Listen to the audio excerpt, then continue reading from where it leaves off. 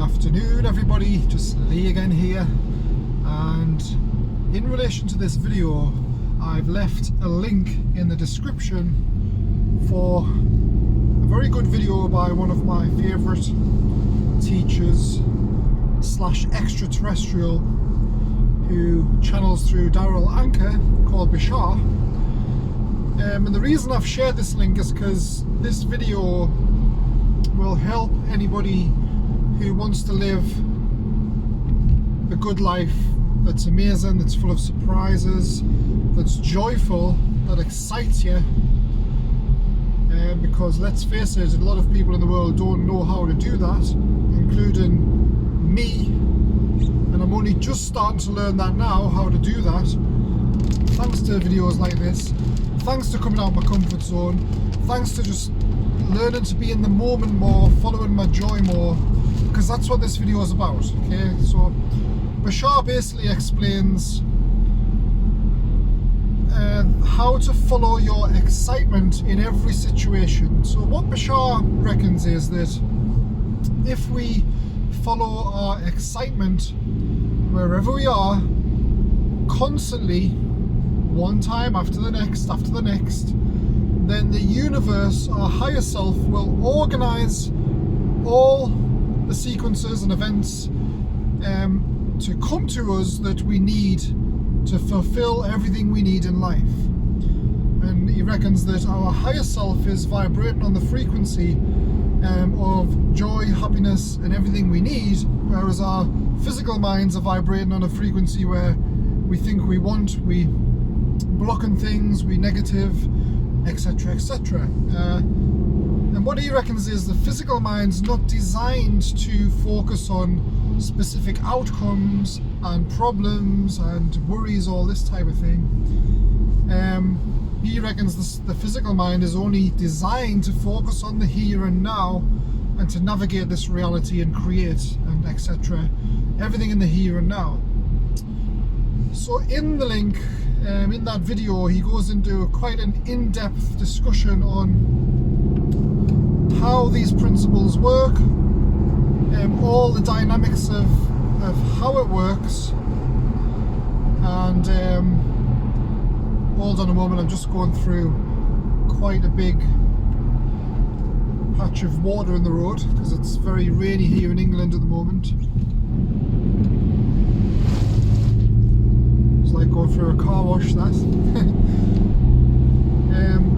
So he reckons if you follow your excitement constantly, what I mean by this is, well, I've been trying this actually, I've been doing this for the last couple of months, and it actually is working. Okay, this works better than any of the law of attraction teachings that I've listened to. I used to listen to Abraham Hicks a lot, and no matter how many spiritual teachers you listen to, it's very hard to put yourself in these positive states when you've got worries on your mind, okay? Because worries on your mind are like a vibration that just lowers you. It's like a cloud above your head that just stops you going into these states whenever you try and do it sometimes.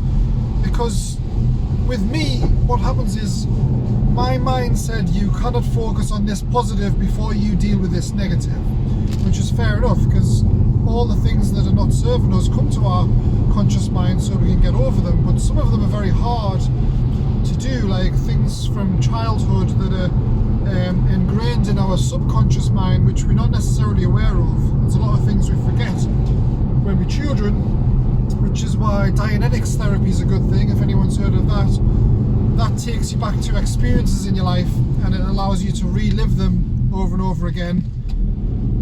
Another puddle here. Yeah, it allows you to relive them over and over again until you kind of release that negative charge. And that's what I'm doing at the moment. I'm going to Dianetics therapy, which is actually Scientology, but the Scientology part of it is the religion part of it, but the actual therapy itself is a very effective thing. But yeah, that's a good thing as well, because a lot of these things are in our subconscious mind. But once you've released quite a few of these, which most of you guys out there will have done, if you're on a spiritual path, you'll have released a lot of your old traumas, you'll have gone back to them in your head and just released them, really looked at everything from all angles. This is also known as shadow work. If anyone hasn't heard of that, I would research that, because that's really good for you.